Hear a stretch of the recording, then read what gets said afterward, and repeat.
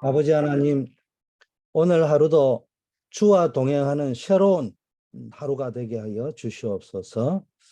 우리를 한 시대를 살리는 주역으로 불러주심을 감사합니다. 이 시대의 문제, 교회의 문제를 해결하는 주역으로 쓰임 받게 하여 주시옵소서. 예수 그리스도 이름으로 기도드립니다. 아멘. 예, 오늘 아침에 은혜 받을 하나님의 말씀 사도행전 2장 41절, 42절 말씀입니다. 42절 말씀 제가 읽어 드리도록 하겠습니다.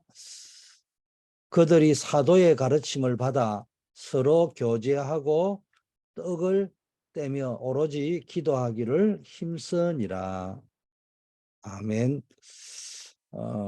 먼저 강단을 한번 보겠습니다.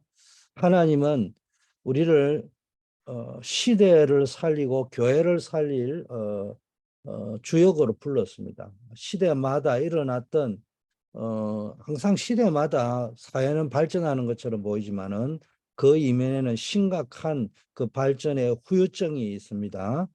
또 교회는 그 시대의 풍조를 따라가다 보니까 자기도 모르게 교회 안에 일어나는 뭐 교회와 세상은 다르니까 뭐 어떤 면은 다른 문제일 수 있잖아요. 예를 들면 고린도 교회에서 일어나는 은사의 논쟁이라 할 적에는 뭐 세상에서는 그런 뭐 은사가 별로 없잖아요. 뭐 교회 은사가 있으니까 다른 거라고 여기겠죠. 은사는 신령한 거다, 하나님 주신 거다, 뭐 이렇게 생각할 수 있겠지만은 그 은사 때문에 일어나는 논쟁의 배경에는 고린도 교회 안에 세상 사상이 들어와 있었기 때문에 그런 이야기를 하게 되어졌다 이런 이야기죠. 그래서 많은 사람들이 착각을 하는 거예요. 교회 문제와 시대 문제, 신앙의 문제, 시대의 문제는 드러나는 것이 다르기 때문에 다르다고 생각하는데 그 뿌리를 깊게 들어가면은 그 시대의 흐름이 있기 때문에 그런 일이 있습니다. 그래서 고린도 교회는 은사 논쟁이 있었고요. 갈라디아는 여러분 알다시피 다른 복음은 없다 나왔으니까 율법주의 이게 이제 또 시간이 지나니까 복음을 받아놨고 갈라디아 교회가 시간이 지나니까 자꾸 이상한 또 유대주의, 율법주의가 들어오니까 그게 또 넘어가는 거예요. 왜? 체질이 그게 맞단 말이에요. 유대인들의 특징이. 세 번째는 뭡니까? 골로새서 영지주의자. 완전한 그리스도 이래 나왔는데 왜냐? 이 그리스도는 완전한데 그거 가지고 안 되는 거예요. 그러니까 뭔가 다른 어떤 학문이나 이런 걸 가지고 영적인 지식을 추구하는 영지주의자들이 나오는 거예요. 어, 그러면서 복음을 또 자꾸 변질시키기 때문에 골로새서를 썼고요. 데살로니 교회는 아시다시피 잘못된 재림론, 종말론 이런 문제들이 지금 계속 대두되고 있습니다. 그래서 우리 오늘 기도 수첩에 70 제자 운동인데 여러분이 237이라는 단어를 붙잡고 70 제자, 70나라, 70현장을 살리는 주역에 도전하시기를 바라겠습니다. 도전하는 결단만 해도 하나님이 역사하실 줄 믿습니다. 자, 서론입니다. 지금 시국이라는데 아마 중국을 이야기하는 것 같은데요. 모든 종교 활동을 사실상 막고 있죠. 뭐 러시아라든지 북한이라든지 이런 데는 뭐 사실상 정치 이념 때문에 막고 있잖아요. 뭐 다른 뭐 모슬렘이나 뭐 힌두교나 뭐 불교 국가인 스리랑카 이런 데는 종교적 이유 때문에 반대를 하고 있지만은 러시아나 중국이나 북한 같은 데는 이념적인 이유로 종교 활동을 사실상은 막고 있는데 특히 기독교 기독교를 종교인 줄 알고요. 복음 운동을 반대하고 핍박하고 선교사를 쫓아내고 있죠. 그러나 여러분이 복음 운동을 제대로 한다면은 아무리 핍박이 와도요, 그 자체가 축복이 될 것입니다. 세상은 지금 복음과 종교의 싸움입니다.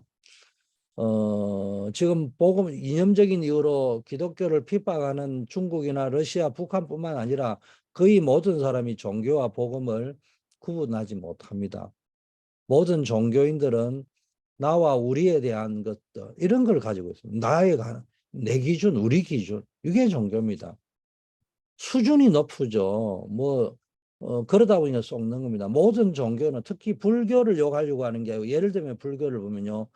내가 부처가 되면 된다. 누구나 부처가 될 수 있다. 시가 말하면 내가 하나님이 될 수 있다 이 말입니다. 다른 세계를 보면 된다. 해탈하면 된다. 이렇게 이야기하잖아요. 용어가 다를 뿐이지 다 종교는 이렇게 가르치고 있어요. 기독교인마저 이러고 있으면 안 된단 말이에요. 기독교인이 뭡니까? 지가 부처가 되겠고 자기가 해탈하면 되는데 뭐 자기가 성경 잡고 하는 거요. 그러니까 해탈이라는 단어를 안 쓰잖아요. 그런데 자기가 영적 세계, 다른 세계, 우리도 다른 세계 봐야 된다 이야기 하잖아요. 근데 그게 자기 중심, 우리 중심이란 말이에요. 거의 모든 사람이 이렇게 생각을 하고 있기 때문에 저와 여러분만이라도 오직 복음을 가지고 있어야 된다. 그래야 많은 나라들과 사람들을 살릴 수 있습니다. 복음은 색깔이 없습니다. 헷갈리죠. 유 목사님도 그렇고 저도 그렇고 데살로니가 전서를 가지고 색깔이 어쩌고 저쩌고 했는데 또 색깔이 없어야 된다 또 이야기하니까 단어에 집착하지 말고요. 뭔가 여러분에게 설명을 전달하려고 하는 메시지가 뭔가를 찾아내야 된단 말이에요. 색깔이 없다 할 적에는 뭐냐. 종교는 색깔이 있지만 복음은 색깔이 없다. 왜 색깔이 없냐? 오직 복음만 전하면 되지. 예를 들면 이게 무슨 말이냐? 자꾸 자기가 강조하고 싶은 기준이 있단 말이에요. 또 목사님 같으면 출신 교단들 가지고 있는 기준이 있거든요. 성결교는 그렇게 해야 된다. 유대인들이 갈라디아서에서 왜 다른 복음에 넘어갑니까? 유대 민족이 율법을 가지고 자라왔기 때문에 그게 체질인 거예요. 한국 사람은 뭡니까? 불교 문화가 체질인 거예요. 우리 예수를 믿어도 불교식으로 믿어야 되는 거예요. 이런 것들이 있듯이 그 색깔이 있는 거예요. 출신, 교단, 기준 이런 게 색깔이 되는 거예요. 자기 기준, 출신, 교단 기준 이런 게 색깔이 되는 거예요. 종교지 복음이 아니라는 거예요. 우리 안에는 아직도 이런 것이 많이 남아 있습니다. 한국 사람의 강조하고 싶은 건 뭐죠? 특히 한국 사람들이 가지고 있는 기준이 불교 문화기도 하지만요. 큰 거 내 거잖아요. 편안하게 살았기 때문에 삼정성이 되어봐야 되겠다. 99칸 고래등 같은 집을 내가 살아봐야 되겠다. 그걸 내 소유로 만들어야 되겠다. 이런 게 특별히 집착할 정도로 많은 것이 한국 문화잖아요. 이렇게 되다 보니까 좋은 점도 뭘 교회를 해도 크게 해요. 손 크게 합니다. 좋은 점도 되지만 그게 때로는요. 오직 복음을 막는 그래서 무조건 크면 대단한 줄 안단 말이에요. 그러니까 한국에서 세계교회 10대 교회 안에 들은 초대형 교회는 한국에 거의 다 있잖아요. 그런데 지금 한국이 미국보다 더 기독교 국가라고 여기고 있는데 한국의 현실을 보라니까요. 지금 기독교가 엄청 욕들어 먹고 있고요. 한국에서 제일 잘 나가는 종교가 기독교인데도 불구하고 여전히 한국 사회에서 기독교는 욕들어 먹고 있는 시대가 되어 있습니다. 기독교는 감수하고 있는 상황이 되어 버렸습니다. 뭘 자꾸 우리는 오직 복음이 아닌 걸 오직 복음인 줄 착각하고 있다니. 거품 물고 이야기하면 오직 복음인 줄 알고 있다니까. 자, 세절기 6월절이 각인되고 성령의 역사인 오순절이 뿌리 내리고 보좌의 배경인 수장절이 체질될 때 세계를 살리게 됩니다. 로마가 세계 복음화되는 길이 되었듯이요. 중국이라든지 러시아, 인도, 모슬렘 등 강대국가 나라들이 자기들의 이념이나 종교 외에 다른 종교는 전하지 말라고 막으려고 할 거고 또 하고 있습니다. 근데 여러분 아시죠? 당연히 그렇게 막아야 됩니다. 이렇게 핍박하고 막을수록 우리의 모든 색깔을 다 버리고 오직 복음 운동만 할 수 있는 더 좋은 기회예요. 그래서 중국 같은 데는요, 선교사가 쉽게 못 들어가기 때문에요, 정말로 비둘기 같이 순결하고 뱀처럼 지혜롭고 이렇게 할 사람만 들어가는 겁니다. 당시에 로마가 세계를 향한 길이 되었잖아요. 그래서 하나님께서 로마 복음화를 하신 것처럼 오늘날 미국이나 중국 같은 강대국은 세계를 향한 길이 되는 거예요. 그래서 이 나라를 살려야 세계를 살릴 수 있습니다. 살리는 것도 중요하지만 가장 중요한 키는 다른 복음 말고 다른 복음 종교입니다. 오직 복음이어야 됩니다. 오직 그리스도. 자, 본론입니다. 2, 3실과 보좌의 응답을 우리가 받아야 되는데 하나님은 처음부터 2, 3실을 주셨잖아요. 아담에게 처음부터 생육하고 번성하고 땅을 정복하고 다스리라 했습니다. 창세기 12장 1절 3절 아브라함을 부르면서 뭡니까? 내 씨로 말미암아 천하 만민이 복을 얻을 것이다. 사도행전 1장 8절에 부활하신 그리스도께서 하신 모든 메시지들이 전부 뭡니까? 2, 3실 세계복음화잖아요. 세계복음화의 언약, 2, 3실의 언약을 붙잡을 때 말로 하자면은 땅의 응답이 아니고 보좌의 응답이 시작된다는 겁니다. 여러분이 이 축복 속으로 들어가시기를 축원합니다. 자, 그러면 놓치지 말아야 될 언약이 뭐냐? 70제자와 237 이걸 붙잡아야 됩니다. 지금은 70제자와 237이라는 단어를 붙잡아야 된다. 다른 표현을 하면 237이라는 처음부터 주셨던 세계복음화라는 단어 속에서 제일 먼저 붙잡아야 될 게 70인 제자를 붙잡아야 된다. 출애굽기 24장 11절에도 하나님이 애굽에서 나올 때 40년 만에 출애굽하게 된 역사의 비밀, 또 세절기의 축복을 전 세계로 전달할 수 있도록 70인 장로, 70제자를 세우라고 이야기했잖아요. 민수기 11장 16절에도 70인 유사를 세우라고 되어 있습니다. 사사기 8장 30절 여룻바알, 쉽게 말하면 기드온의 70인 아들 나오잖아요. 물론 이 사람들이 역할을 잘못해가 문제가 오지만은요. 열왕기상 11장 1절에는 바알의 아들 70인. 그 당시 70인을 만들어 전 세계 허감의 세계로 만들었거든요. 이게 뭐 70인이라는 게 숫자를 70인이라고 하는 게 아니고 성경의 70인일 때는 자스트 숫자 70일 때도 있지만요. 유대인들의 70은 10은 만수잖아요. 10은 만수. 꽉 찼다는 충만한 수가 70이고요. 10이고요. 7은 완전수를 이야기합니다. 그런 게 완전하고 충만하다. 그게 70인입니다. 그러면 7명이면 안 되냐? 1명이면 안 되냐? 그런 말이 아니에요. 어쨌든 우리가 뭐 70이냐는 정도의 뭐 애적인 목표를 잡고 들어가는 거예요. 에스겔서 8장 11절에도 이스라엘 족속 중에 70인 장로가 나옵니다. 누가복음 10장 1절에도 예수님께서 70인 제자를 세워서 현장부터 보여주셨잖아요. 우리는 보통 70인 제자를 파송한 것으로 생각하는데 70인 제자를 파송했다기보다는 현장에 보내가지고 뭘 해라고 보낸 것도 있지만은요. 현장의 영적 상태, 실태를 현장을 한번 보고 와서 내하고 대화하자. 그 말이거든요. 그래서 제자들이 갔다 와가지고 뭐 귀신을 쫓아내고 뭐 귀신이 항복하고 막 이런 이야기를 하니까 예수님이 뭐라고 했습니까? 귀신이 항복하는 걸 기뻐하지 말고 내 이름이 생명책에 기록되는 걸 기뻐하라 이러면서 진짜 메시지를 주시잖아요. 그 어쨌든 그때도 70인 제자를 현장에 그러니까 보냈단 말이에요. 사도행전 1장 14절 15절 사도행전 6장 1절 7절 7 제자 세우잖아요. 11장 19절 안디옥 교회가 서잖아요. 12장 1절 25절 뭡니까? 헤로당이 죽잖아요. 베드로는 옥에 갇히고 중직자들이 모여가 기도하고 이랬잖아요.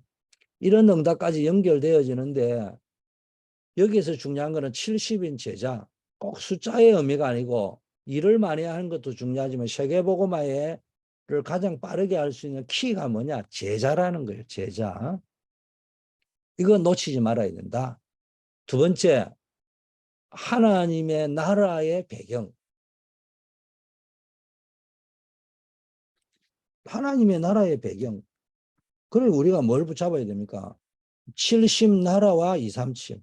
이거를 놓치면 안 됩니다.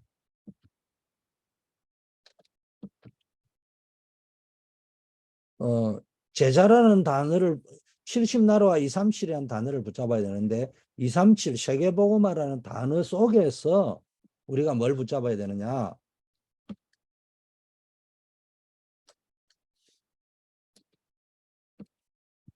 70나라를 붙잡아야 된다는 겁니다.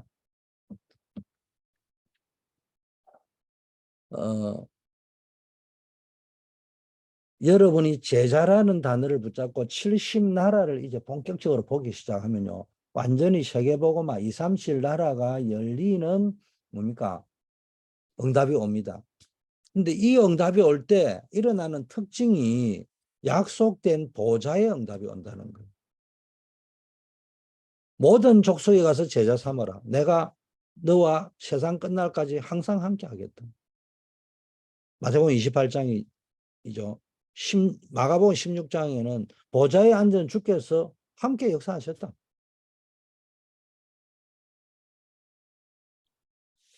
이게 다 보좌의 축복이잖아요. 사도행전 1장 1절, 3절, 8절에도 부활하신 예수께서 감람산으로 제자들을 불러놓고 40일 동안 집중적으로 하신 말씀이 심플합니다. 보좌의 축복, 하나님 나라의 일, 방법은 다른 것으로 안 된다. 오직 성령으로. 뭐 이렇게 말씀하셨잖아요.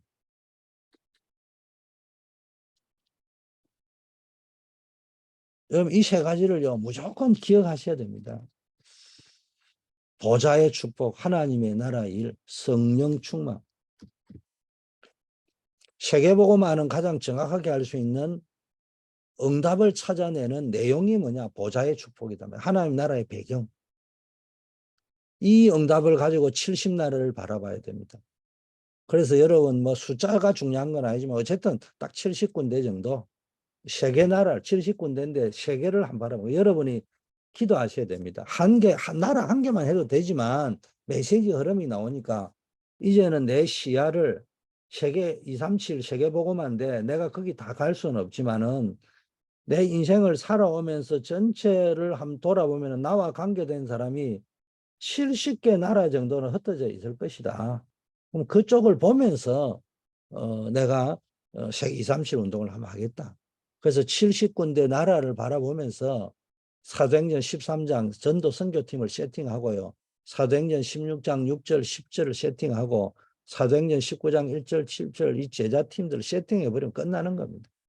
자, 세 번째 하나님의 방법이 뭐냐 그러면은 70의 현장과 237 70의 현장과 237 단어를 붙잡아라는 말은 237 세계보험이라는 단어 속에서 70군데 현장을 붙잡아 보라는 겁니다. 예수님이 제자들 보고 나를 따라오라. 내가 사람 낚는 어부가 되게 할 것이다. 이렇게 말씀했고요. 마가복음 3장 13절 15절에도 예수님이 뭡니까? 제자들을 보고 먼저 말씀하셔서 너희와 함께 있게 위하여 불렀다. 사도행전 13장 48절 구원 주시기로 작정된 자는 다 믿더라. 말하자면은 이 70 현장에 임한 진짜 응답은요. 사도들이 움직이는 중에 하나님이 중직자를 예비하고 축복하셨다는 거예요. 주의 종이 움직이는 곳에는 항상 중직자들을 예비하고 하나님 축복하셨습니다. 여러분 모든 현장, 학교 현장, 산업 현장, 직업 현장은요. 싹 다 중직자, 지금 평신도 중심으로 만들어져 있잖아요. 그 생활을 하고 있는 거잖아요. 초대교회는 모든 중직자가 70 현장의 축복을 다 받은 것입니다. 어떤 의미에서는 한 사람이 70곳을 했다기보다는 자기가 있는 현장은 자기가 다 하는 거예요. 3천 제자가 생기니까 3천 현장을 다 장악했다 이런 말입니다. 그러면 이 사람들이 바울과 함께 바울을 도와서 자기가 사는 지역 현장을 복음화하고 로마 복음화를 한 거예요. 그 자기 현장에 증거가 나타나니까 이제 주의 종을 따라다니면서 이제 선발되어 있는 특별한 중직자들은 어떤 의미에서는 이제 자기 현장을 넘어서 순회하고 사역을 하는 거예요. 그래서 70 현장이라 합니다. 그래서 마가의 어머니로부터 시작해서 마가의 어머니, 안디옥 교회 중직자들, 로마 복음화 했던 로마서 16장부터 모든 중직자가 이 축복을 다 받았습니다. 70 현장. 이 축복이 여러분에도 있기를 바라겠고 기도를 시작하시기를 바라겠습니다. 자, 이 축복을 누리고 있으면은 미리 응답이 보입니다. 미리 응답이라 이러니까 또 뭐 벌써 응답이 보인다. 문제 있다, 응답 없다 이거 이전에 기준이 어떻게 해야 될지 질문할 필요가 없어요. 여러분 이 응답을 누리는 기준이 뭐냐? 미리 보여야 되는 거예요. 벌써 보여야 되는 거예요. 이거 어떻게 해야 되지 말아야 되지 유목사님도 이야기하시잖아요. 어떻게 해야 되지 말아야지 물어보는 사람은요. 그 사람 잡고는 일 못한다고 이야기했어요. 그 수준이 떨어지는 게 아니고 대개 이래 보면은 못 깨닫는서 물어보는 것도 있지만요. 어떤 의미에서는 대드는 표현 방법이에요. 부드럽게 나는 못해 뭐라든지 뭐 여러 가지 방법을 뭡니까 세게 이야기를 못하고요. 그 어떻게 하는데요? 이 말은 나는 하려고 하는데 잘 모르겠다 이런 애둘러 하는 표현처럼 보이지만은 내면 깊은 것 속에는 뭡니까 다른 생각을 하고 있단 말이에요. 안 보입니다. 진짜 기도하고요. 하겠다고 결단을 살아야 되겠다라고 죽음의 위기에서 살아야 되겠다고 생각하면요. 길이 보이는 겁니다. 그만큼 절박함이 없다는 거죠. 자, 여러분 미리 응답이 딱 보인다는 말이에요. 벌써 길이 보인다는 거예요. 길을 아는 사람은 차가 막히면 어디로 가면 되는지 알잖아요. 길을 아는 사람은 차가 막히면 엉룡해가 돌아가고 어떻게 가면 된다는 걸 아는데 길을 모르는 사람은 엉룡할 줄 모르잖아요. 막히면 그냥 그대로 있는 거예요. 모르니까 물어보는 사람도 있고요. 또 절반은 모르는, 실제 모르는 게 아니고요. 절박함이 없는 거예요. 여러분, 70제자, 70나라, 70현장을 꼭 기억하셔야 됩니다. 여러분, 절박하면요. 길을 아는 사람은 응용할 줄 알지만 길을 모르는 사람은 응용할 줄 모르지만 절박하면은 예를 들면 절박하다. 길을 오는데 엄마가 퇴근해가 길을 오는데 길이 막혀버렸어요. 그 응용할 줄 모릅니다. 근데 우리 아이가 지금 갑자기 비상사태가 터졌다 해보세요. 그러면 어머니는 절박해집니다. 그러면 어떻게 하겠어요? 내가 이거 그래도 뚫릴까 말까 판단을 하다가 마음이 초조하니까 어디를 합니까? 절박한 심령으로 돌아갑니다. 돌다 보면 길도 잃어버릴 때도 있고요. 다행히 그냥 쇼카트를 찾아가 올 때도 있고 길 막힘을. 그러나 그런 거를 통해서 뭘 찾아내는 거예요? 지름길을 찾잖아요. 또 다른 길을 미리 알잖아요. 그러다 보면 다음에 또 길을 모를지고 길이 막힐 때는 응용하면 된다는 것이 이제 서서히 나오잖아요. 필요하다, 절박하다 이런 걸 모른다는 겁니다. 처음부터 돌아가는 걸 길 막히면은 쇼카트를 알고 이런 사람은 없죠. 그러나 어떤 절박한 이유 때문에 그런 걸 하다 보니까 어느 날 길을 보는 눈이 열리게 된다는 겁니다. 우리 전도운동도 마찬가지입니다. 누가 알아가지고 유 목사님 메시지도 들어보세요. 유광수 목사님이 처음부터 알아서 하신 것이 아니라는 거예요.